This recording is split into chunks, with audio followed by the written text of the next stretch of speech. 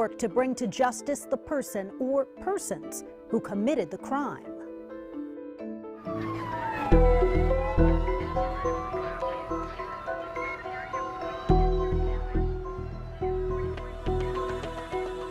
It was almost as if the whole town hurt the night of December 6th. The news was unreal. 4 teenage girls, each shot in the head and severely burned. Their bodies left inside a local yogurt shop. I mean, you don't ever think anybody's going to come into a yogurt place and shoot you. I mean, we live between the bookends of time, and their short chapters have begun, and they have ended too soon. 17-year-old Eliza Thomas and 17-year-old Jennifer Harbison worked at the store. Her sister, 15-year-old Sarah Harbison, and 13-year-old Amy Ayers were visiting. They were each shot in the head and severely burned in the fire, which was apparently set by the same person or persons who committed the murders. And I want them to look me in the eye, and I want them to tell me why they did that. Their day's going to come. If I don't get to see it, they're going to have their day of facing someone.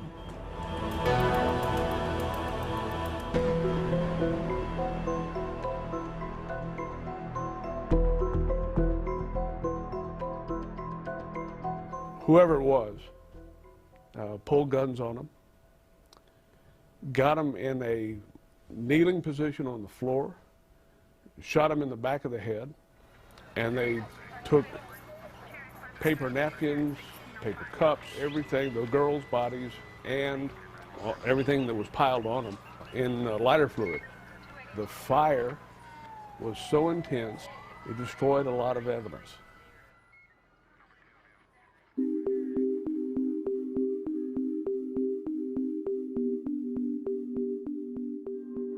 This weekend will mark 6 months since the 4 girls were killed. Since then, police say they've talked to some 3,000 people about the crime, but still no solid lead. More than 100 co-workers, friends, and even some who don't know the families of the 4 girls stood in line waiting for their chance to help. Need to find 3 people to go with you. Inside the packets are the tools to canvass the neighborhood near the yogurt shop, keeping the memory of the girls and the crime alive. It just breaks my heart. I have daughters. They're 17 and 12, and it could have easily been them. For Donna Robinson and her daughter Tracy, there is pain. There's also anger and determination. We're walking the neighborhoods today, handing out flyers and putting out white ribbons in an effort to find the murderers of the girls that were killed, and I can't believe it's yogurt. Mom, is that fine? That's great, honey. I hope they realize we're not going to give up until they're found. These high school students are some of the dozens who joined forces at 5 area malls today. For those who knew the girls, handing out these flyers is part of the healing. It helps just a lot to feel that I'm actually a part of it, to help to capture this person, because I want to see these people put behind bars. We are offering today a $100,000 reward for information that leads to the conviction of the killer or killers. ATF, the DA's office, everybody was getting frustrated because they hadn't gotten anybody yet.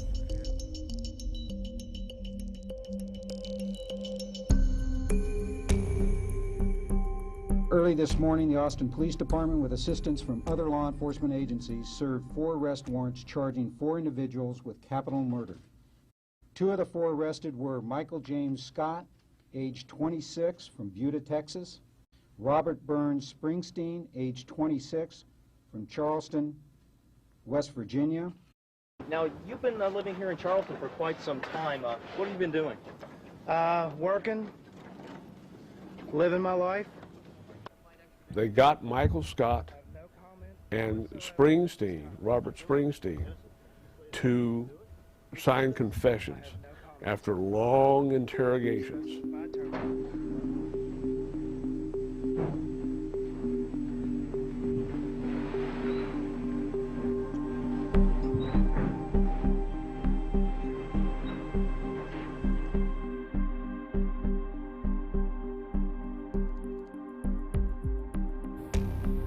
Defendant, please rise.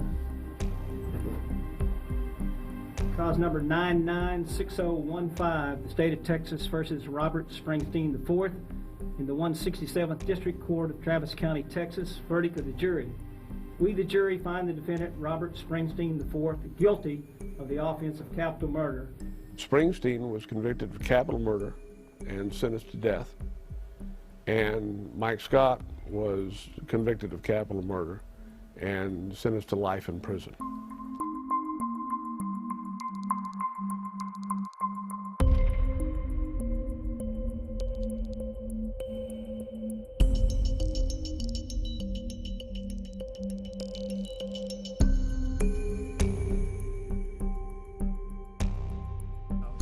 It's wonderful, and I'd like to thank God and my families and my attorney for this opportunity. Thank you. With those words, Robert Springsteen walked away from the Travis County Justice Complex a free man. There was a smile on Michael Scott's face as he walked out of the Travis County Jail. His wife held on to his arm. His team of lawyers walked at his side. The big day will be when 12 people declare my husband not guilty, so that this nightmare for our family is over and the state can start pursuing the actual perpetrators and give those girls' families some peace. I remain confident that Robert Springsteen and Michael Scott are both responsible for the deaths at the yogurt shop. A mystery piece of DNA showed up as part of the continuing investigation, and they couldn't put it on any four of those guys. It would not be prudent to risk a trial until we know the nature of the involvement of this unknown male.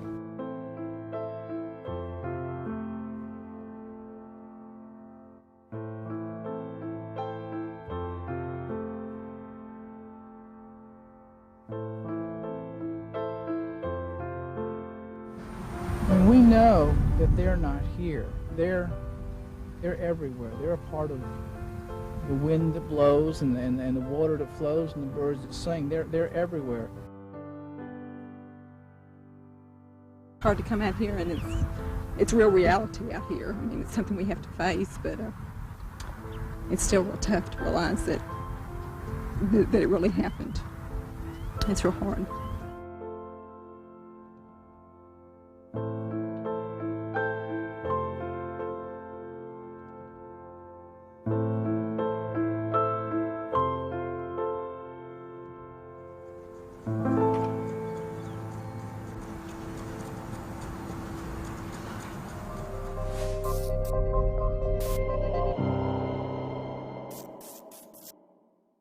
The Ramirez trip.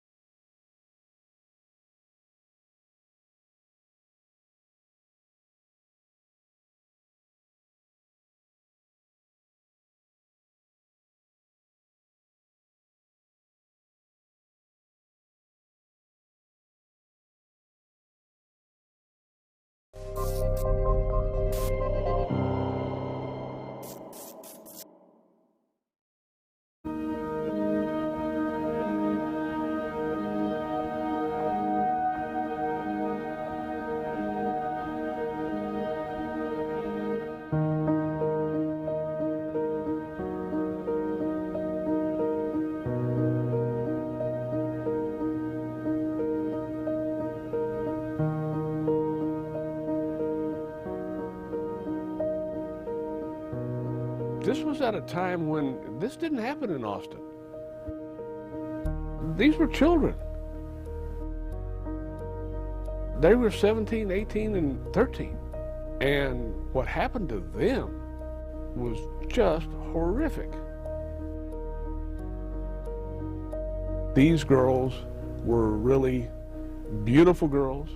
They ran track and they were cheerleaders. They did all sorts of good, salt of the earth type things, and they were wonderful. They were beautiful, and they're dead.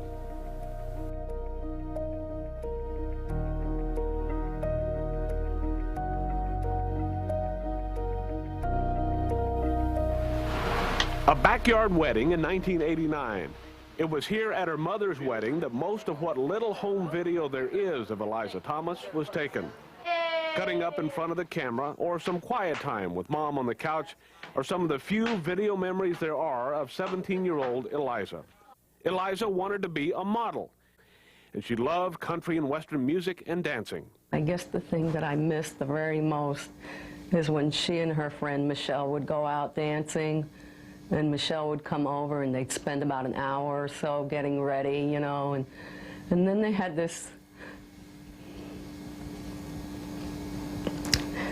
ritual of taking pictures of each other. They'd put their arms around each other and then hold the camera. One would hold the camera and click, and then the next one would do it.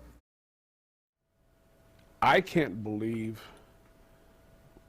the level of their desperation, wanting to know who did this, and their desperation wanting not to believe that their daughters had been killed. You know, Barbara, now Ayers Wilson, lost her entire heritage, both of her daughters. Oh, these balloons here are from Sarah's last birthday. Barbara and Frank Sarassi spend a lot of time in their daughters' rooms. The girls, close in age and the things they like to do, had their individual activities as well. Jennifer and Sarah shared a passion, FFA, raising sheep. And the funny thing is, they really just love those animals in the first and second place because they just love them. We got pictures of them just kissing them on the face and nose to nose with these lambs. They're so funny. Gosh, they're funny. As a matter of fact, this is Jennifer's pin from the yogurt store for her uniform. I didn't even know that was here. We had a herd yesterday that ran through 40 deer. Just past. Yeah, there's lots of deer. Wow. Oh my goodness, they're so beautiful too. I believe that the people that they arrested are the right people, even though they're out, they're not in jail, that we will be blessed with an answer. And it may not even come until I'm gone. But like I said, it won't affect me either way because my children are gone and they're not coming back to me. I have memories of them and that's what I hang on to. So what do you want people to know about Barbara today? That I'm well, you know, that God's blessed me and He's given me 7 grandchildren, and I'm good. I'm really, really good. Jennifer and Sarah are always with me, and I think that I've made the best of the worst situation. I think, you know, I may be wrong, but I think I've made the best of the worst situation. If there was ever anyone who was nearly born in the saddle, it was Amy Ayers. Raised on ranches in Cleburne and Jacksboro, Amy was a little self-conscious about being a cowgirl when her family moved to Austin in 1985. What does this room reflect of her? Well, I think it shows you some of her interests. George Strait, he's on every wall here in the room. She was an animal lover. She really loved cats, and horses were probably her favorite of the animal. We're suffering every day. It's not getting any better. I hate to say, they tell me in time it will, but it's not any better today than it was the Saturday morning that they told me that it had happened. as far as the case goes, I can't fix it. I can fix everything else, but I can't fix this. And that eats at you. But all in all, hey, I'm not pushing up daisies yet, so you just, like she said, you just got to, day at a time, day at a time. And I think about her every day. I mean, when I see my daughter-in-law with my daughter-in-law daughter, my granddaughter, my grandson, my son.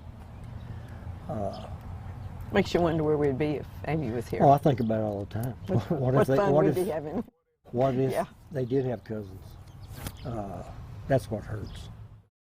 There are happy moments, but there's sad ones. And just something you have to learn to live with. And this is the hand that we were dealt, and they are not going to take anything else from me.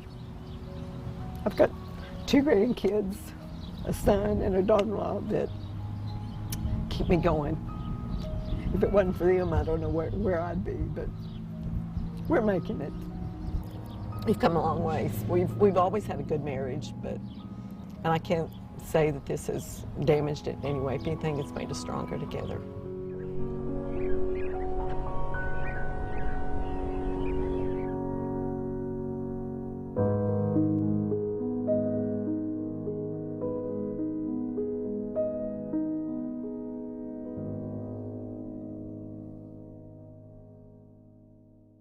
It's go.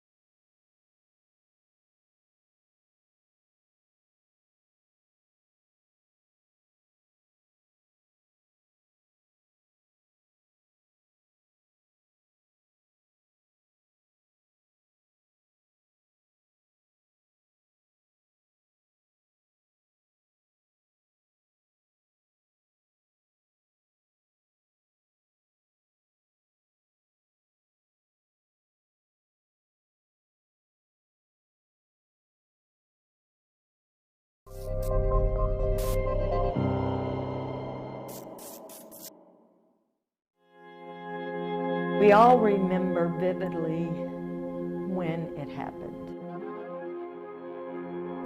The town was younger then, the town was smaller then, the community was unified in its horror. You take a look at the pictures of those girls, and for those of us who've seen the crime scene photos, you can't get it out of your mind. You know, the fire department is coming to put out a fire, so they begin doing what they do and putting large volumes of high pressure water into what is now, we would later determine, to be a crime scene. So the investigators that had this case originally started from way behind the curve, and it's just a very difficult case to try to work.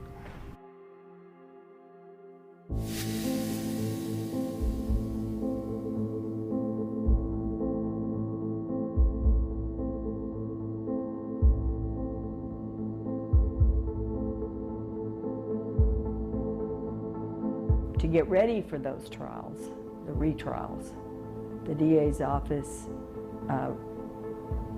resubmitted evidence to try to get DNA profiles.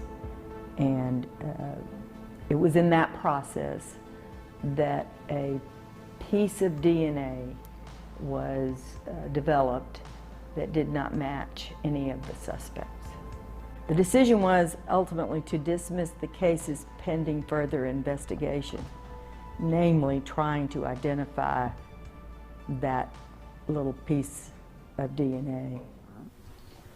The APD cold case unit picked the case back up and decided we need to take a fresh look at all of this. Once they picked it up, they came and met with me, and I hadn't been in office very long. They asked us to meet with the families of the girls, which we did.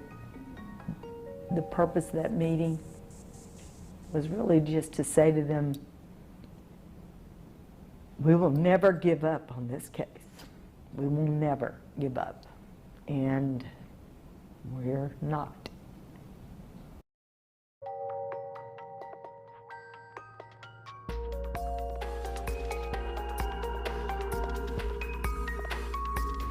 It felt for a while that it was kind of forgotten about. We know it wasn't, but there was we didn't hear anything. It was just nothing. But now we can see progress, or at least work on it, and know that they're committed as much as we are to it. I mean, it is horrific to these families. They've been tortured day after day, year after year, and those girls deserve some kind of justice. It's not going to bring them back, but at least we will know what has happened, and people can pay for the crime that happened that day. The cold case unit is located in North Austin. When you walk in the front door of the cold case unit, there are the pictures of the 4 girls framed with a little synopsis of each girl. So when we walk in, we see the girls' pictures, we see the images of the yogurt shop and the scene, and it's a reminder at the beginning of our day, at the end of the day, of what we're here working on. We're working with the Travis County District Attorney's Office on a regular basis moving forward on this case, and conferring with and meeting with members of the scientific community that are schooled in DNA, that understand the current technology that's available, the current tests that are available, how we could try and identify this sample that you're speaking of. The issue that we run into now is that the sample that we have is not of a quality that we are able to utilize those technologies today. It's our hope that the technology will catch up and be able to process the evidence that we have in this case, or that we'll find a new piece of evidence that may come forward from someone. You know, we're a family that doesn't give up, and we will continue to annoy, irritate, call, text, email the DA's office, the police station, till something happens.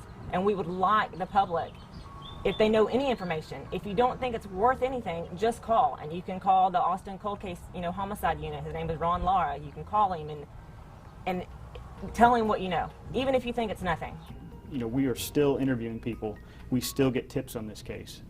And I think that's a good, important thing to remember, that, with a case like this, we believe there's someone out there who could know something that could be helpful, and could be helpful for this investigation. They are very confident. They are very optimistic. They're very frustrated. They're also very passionate about it.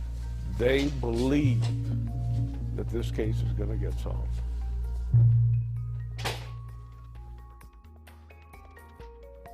And now a special note. Much of the reporting done on tonight's program was the work of Dick Ellis, a former KVUE journalist who recently came out of retirement to produce this report and who sadly passed away on May 22nd. Our program tonight has been dedicated to Dick's memory and to the memory of the girls who died that night in 1991.